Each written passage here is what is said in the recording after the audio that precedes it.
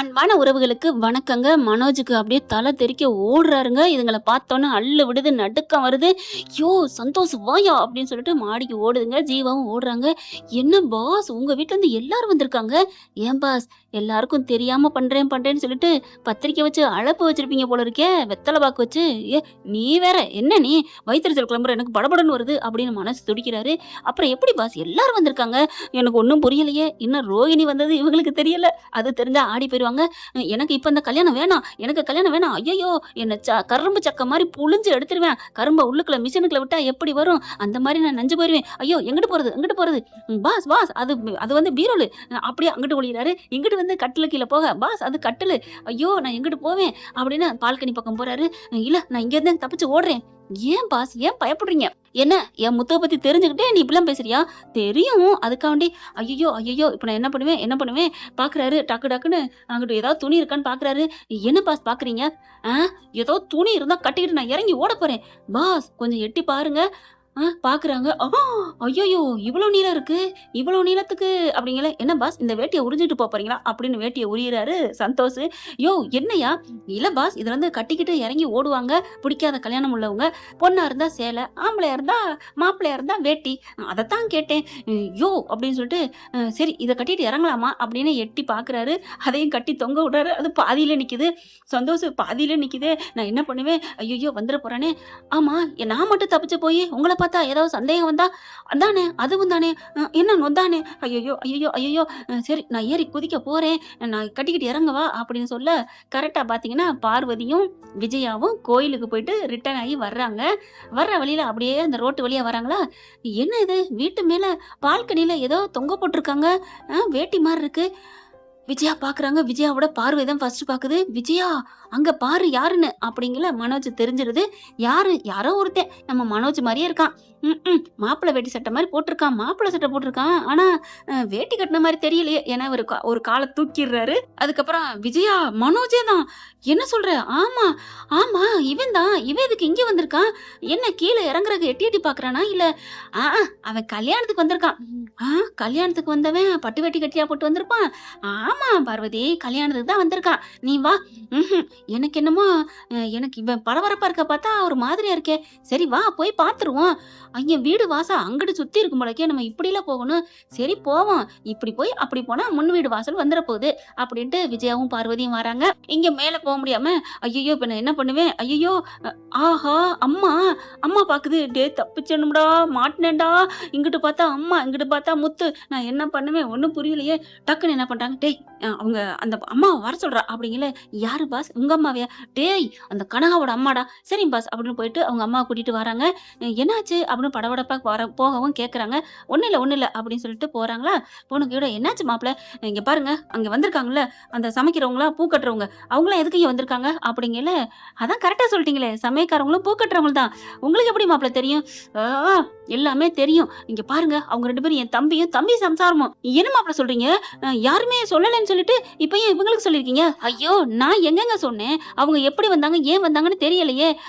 ஆமா நான் தான் வர சொன்னேன். சாரி அப்படிங்கிறாங்க. நீங்க எதுக்கு வர சொன்னீங்க? பாத்தீங்களா யாருக்கும் தெரியாம நடத்தணும்னு சொல்லிட்டு நீங்களே வர சொல்லிருக்கீங்க அப்படிங்கிறாங்க. ஐயோ மாப்பிள்ள அப்படிலாம் இல்ல.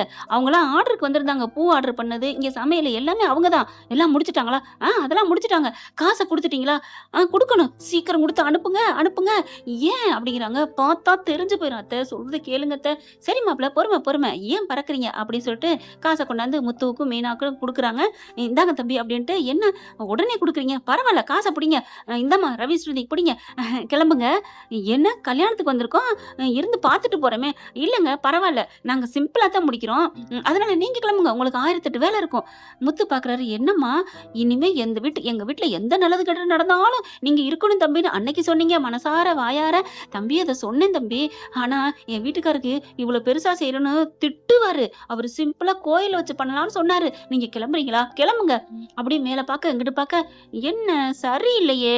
முத்து மீனா பாக்க மீனா சொல்லுது. வேணாம் எப்படியோ போறாங்க, நம்ம தேவை வேலை, வேலை முடிஞ்சிருச்சு, காசு கொடுத்துட்டாங்க, வாங்க போவோம், ரவி ஸ்ருதி வாங்க, சரி அப்படின்னு சொல்லிட்டு 4 பேர் வெளியில போக அங்க பார்வதியும் விஜயாவும் வராங்க. அத்தை பார்வதி ஆண்டி என்ன என்ன அப்படின்னு கேட்க, என்ன இங்க வந்திருக்கீங்க அப்படிங்கல. எங்கடா இந்த வீட்டு மாடியில மனோஜை பார்த்தோம், அதனாலதான் வர்றோம். என்னது மனோஜா? மனோஜா இங்க இல்லையே அப்படிங்கிறாங்க. நாங்க இங்கதான் கல்யாண வேலைக்கு வந்தோம், ஆர்டர் கொடுக்க வந்தோம், நான் பூ போட்டேன், இவங்க சமையல் போட்டாங்க அப்படின்னு சொல்ல, ஐயோ நான் மனோஜை பார்த்தேன்னு 2 பேரும் சொல்றாங்க. இந்த அம்மா வேற படபடப்பா அனுப்பிச்சிச்சு நம்மள. அதுக்குள்ள இவங்க கொஞ்சம் தூரம் தள்ளி தான், அதாவது கொஞ்சம் முக்கத்துக்கு வந்துடுறாங்களா. பேசிக்கிட்டு கீழே மனோஜ் வேகமா ஓடி வராரு. ஆண்டி சீக்கிரம் வாங்க, தாலியை கட்டிடுவோம் அப்படின்னு சொல்லிட்டு பரபரப்பா இருக்கிறாங்களா. இங்க ரோகிணி பொண்ணையும் கூட்டிட்டு வருது. இந்த பக்கம் விஜயா, பார்வதி, முத்து, மீனா எல்லாரும் டவுட்டா பேசிக்கிட்டு இருக்காங்க. அப்போ மனோஜா யாருன்னு தெரியலையே, மாப்பிள்ளை பேர் என்ன, மாப்பிள்ளைய பாத்தீங்களான்னு கேட்க, அதுதான் பார்க்கலையே. இங்க வாங்க அண்ணே இங்க வாங்க அப்படிங்கலாம் வர்றாங்க. எங்க போறீங்க? இல்ல கல்யாணம், அதுக்கு தான் போறோம். கல்யாணத்துக்கு போறீங்க? இது யார் வீடு அப்படிங்கல. ஏன் சொந்த தங்கச்சி பிள்ளைக்கு கல்யாணங்க அப்படிங்கிறாங்க. அப்படியா? மாப்பிள்ளை பேர் என்ன? மாப்பிள்ளை பேரு அதை கேட்டா சிரிப்பீங்க. ஏன் நாங்க சிரிக்கிறோம்? என்ன பேரு? ஏதோ பறக்கா வக்கா என்னமோ பேர் சொன்னாங்க. என்னது பறக்கா வக்கா? இல்லங்க பக்கரக்கா என்னமோ சொன்னாங்களே. என்னங்க பக்கரக்கா கோழியா? என்னமோ பறக்கறக்கா பப்பரப்பா பப்பரப்பா மனோஜ் அப்படின்னு சொன்னாங்க. தூக்கி வாரி போடுது முத்து, மீனா, விஜயா எல்லாருக்குமே. அட பாவி, அப்ப இன்னொரு கல்யாணம்னு சொல்லிட்டு இவன் கல்யாணத்தை வந்திருக்கானா? பாவி அதான் அப்பா கிட்ட எல்லாம் அப்படியே ஆசீர்வாதம் வாங்கினானா? அம்மா புரிஞ்சு போச்சு, புள்ளன்னு தூக்கி வச்சு கொஞ்சிட்டீங்கல்ல, பாத்தீங்கல்ல கம்பி நீட்டிட்டான், அம்மாவுக்கு தெரியாம கல்யாணம் பண்ணிட்டான்னு என்ன ஆட்டம் ஆடுனா என்ன பார்த்து அப்படின்னு ரவி இதான் கிடைக்கிற கேப்ல அவர் சொல்ல, விடக்கூடாது டேய் வாங்கடா அப்படின்னு சொல்லி வேகமா வர, இது கரெக்டா மேடையில உட்காந்து தாலி கட்டுறதுக்கு சீக்கிரம் கல்யாணம் பண்ணுங்க அப்படிங்கல. டாய் அப்படின்னு சொல்லிட்டு வந்துடுறாங்க. என்னடா நினைச்சிட்டு இருக்க? ஏன்டா எனக்கு தெரியாம நீ கல்யாணம் பண்ணுவியா அம்மா அப்படின்னு எல்லாம் எந்திரிக்கிறாங்க. கனக அம்மா பாக்குறாங்க. போச்சு, இவங்க யாரு உங்க அம்மாவா? அப்படிங்கிறாரு மனோஜ். யாருக்கும் சொல்லலன்னு எல்லாருக்கும் சொல்லி வந்தது மாதிரி ஆயிப்போச்சே அப்படிங்கிற. என்னடா பண்ணிட்டு இருக்கன்னு சாத்து சப்புன்னு அடிக்கிறாங்க. அடுத்து பார்த்தா, இங்க பாருங்க, நீங்க ஏன் பயப்படுறீங்க? உங்க பையனுக்கு என் பொண்ணுக்கு கல்யாணம் நடந்தா எல்லாம் சரியாயிரும் சொல்லிருக்காங்க, அப்புறம் ஏன் பயப்படுறீங்க? பாருங்க அதெல்லாம் நடக்கவே நடக்காது, என்ன நினைச்சிட்டு இருக்கீங்க அப்படின்னு சொல்ல, முத்துவும் மீனா பாக்குறாங்க. ஏன்டா மனோஜ், உனக்கு எதுவுமே நல்லதா பண்ண தெரியாதா அப்படிங்கிறாங்க. ஆண்டி நீங்க ஏன் மாட்டேங்கிறீங்க, மனோஜ் எனக்கு கட்டி கொடுங்க அப்படின்னு சொல்ல, போடி இங்க என்னடி உனக்கு வேலை அப்படின்னு சொல்லிட்டு ஒரே சாத்துறாங்க, புடிச்சு அடிக்கிறாங்க. எல்லாரும் அடிக்க இந்த பொண்ணு எங்கிட்டு கைய பிடிக்க, இங்க கனக அம்மா என்ன பண்றாங்க, இங்க பாருங்க என் பிள்ளைய விட்டுருங்க, என் பிள்ளை மேல கை வைக்க கூடாது அப்படிங்கிறாங்க. இங்க விஜயா பாக்குது. கைய நடி காலே வைப்பேன், நீ யாரடி ஏமா என்ன கல்யாணம் பண்ணிக்கிறதுக்கு, உங்ககிட்ட பணம் காசு இருந்தா நாங்க சரின்னு சொல்லிடுவோமா அப்படின்னு சொல்லிட்டு புடிச்சு அடிக்க, டமால்னு போய் அப்படியே மோதி விட்டுருதுங்க. அந்த தூண்ல போய் டங்குன்னு மோதிடுது. கனக அப்படியே மயங்க போட்டு விழுக, கரெக்டா பாத்தீங்கன்னா எல்லாரும் பாக்குறாங்க. என்னாச்சு அப்படின்னு சொல்ல, அப்படியே கண்ணை மூடி தண்ணியை தெளிக்கிறாங்க. கண்ணை திறக்குது. அம்மா அப்படின்னு எந்திரிக்குது. என் பிள்ளைக்கு நல்லா ஆயிருச்சு அப்படின்னு சொல்லிட்டு ஒரே சந்தோஷம். நல்லா ஆன கையோட அப்படியே பாக்குறாங்க. டேய் எந்திரடா அப்படின்னு விஜயா மயனை பிடிச்சு கூப்பிட, அவங்க பாக்குறாங்க. என்ன பாக்குற? ஆமா, உன் பொண்ணு கழுத்துலாம் என் பையன் தாலி கட்ட மாட்டான், கோடியா இருந்தா என்ன, எத்தனை கோடி இருந்தா என்ன, அலோ இனிமே நீ கெஞ்சினாலும், நீ கோடிய என் காலில் கொட்டி கொடுத்து கேட்டாலும் என் பொண்ண உன் பையனுக்கு கொடுக்க மாட்டேன். என்ன அப்படின்னு பார்க்க, ஆமா உன் மயனே ஒரு லூசு மாதிரி இருக்கான், உன் மயனுக்கு அந்த லூசுக்கு என் மக கேக்குதா? உன் மகளே லூசு தான், அப்புறம் என்ன, இங்க பார் என் மக லூசு, அது அப்போ இது இப்போ அப்படிங்கிறாங்க. என்ன அப்படிங்கல. ஆமா என் மக பாரு எப்படி இருக்கா தெரியுமா, அவ படிச்ச படிப்பென்ன, அவ ராணி மாதிரி இருப்பா, ஏமா கனகா அப்படி சொல்ல, ஆமா என்ன ஐஎம் ஸ்டடி அப்படிங்கிறாங்க. என்ன மனோஜ் என்ன நினைச்சிட்டு இருக்க, என் காலத்துல நீ தாலி கட்டிவியா அப்படி இப்படின்ட்டு பயங்கரமா பேச, அப்படி பாக்குறாங்க எல்லாரும். முத்து மீனாவுக்கு சிரிப்பா தாங்க முடியல. மனோஜ் ஏன்டா இப்படி பண்ணிக்கிட்டு இருக்கேன்ட்டு. அதுக்கப்புறம் சரி இடத்த காலி பண்ணுங்க, இங்க உங்களுக்கு எல்லாம் இடம் இல்ல, காலி பண்ணுங்க அப்படிங்கல. பாக்குறாங்களா, அம்மா என்னம்மா இப்படி ஆயிடுச்சு, என்னடா அவளுக்கு நல்லா ஆயிடுச்சு போல இருக்கே, போமா இதை கல்யாணம் பண்ணி வீட்டுக்கு வந்ததுக்கு அப்புறம் நீ அடிச்சிருக்கலாம், அவளுக்கு புத்தி தெரிஞ்சாலும் கல்யாணம் ஆயிடுச்சேன்னு ஏத்துட்டு இருப்பாங்க, இப்ப எத்தனை கோடி ரூபா சொத்து போச்சேமா அப்படின்னு மனோஜ் தலைய சொரிய. விடுறா போயிட்டு போகுது, இந்த கோடி இல்லைன்னா என்னடா, உனக்கு இன்னும் கோடி சரி, நான் கல்யாணம் பண்ணி வைப்பேன்டா, அம்மா போமா.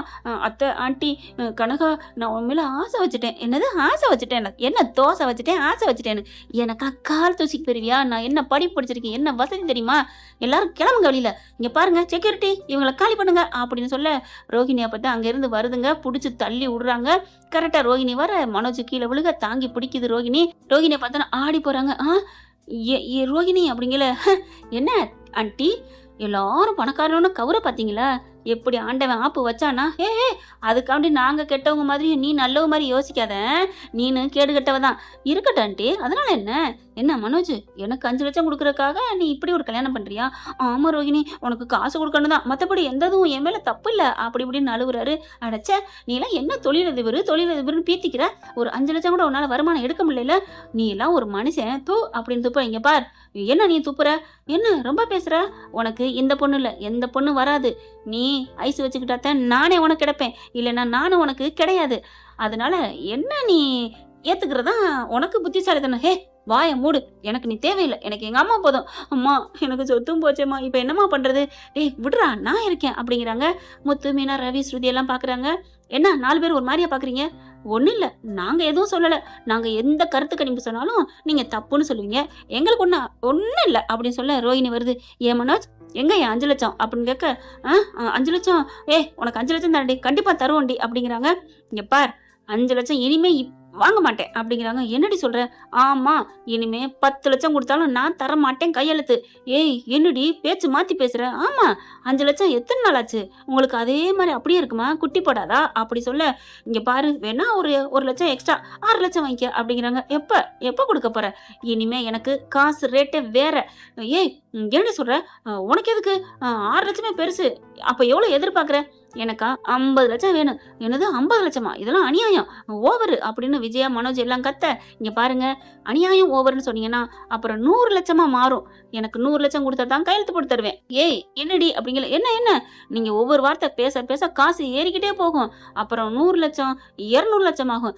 என்னது 2 கோடியா? ஆமா, 200 லட்சம்ங்கிறது 2 கோடி தான். எதுக்குடி தரணும்? ஆமா, இன்னொரு பொண்ணு கழுத்துல தாலி கட்ட போயிருக்கப்பா. என்ன அது எவ்வளவு பெரிய குற்றம் தெரியுமா? எனக்கு டைவர்ஸ் கொடுக்காம இப்படி பண்ண போயிருக்க. இப்பவே நான் போலீஸ் கம்ப்ளைண்ட் பண்ணட்டுமா? கம்ப்ளைண்ட் பண்ணு. என்ன ஆதாரம் இருக்கு? என்னது ஆதாரம் இருக்கா? நீ மணவரில் தாலி கட்ட போறத இந்த பார், ஷூட் பண்ணி வச்சிருக்கேன் அப்படி சொன்னோன்னு ஆடி போறாங்க. இப்படிலாம் பேசாதடி அப்படின்னு சொல்ல, அதெல்லாம் முடியாது, எனக்கு காசு 1 கோடி வேணும். குடுக்குறியா இல்லையா? இல்லைன்னா கம்ப்ளைண்ட் போட்டா. ஏண்டி இப்பெல்லாம் மாத்தி மாத்தி பேசுற?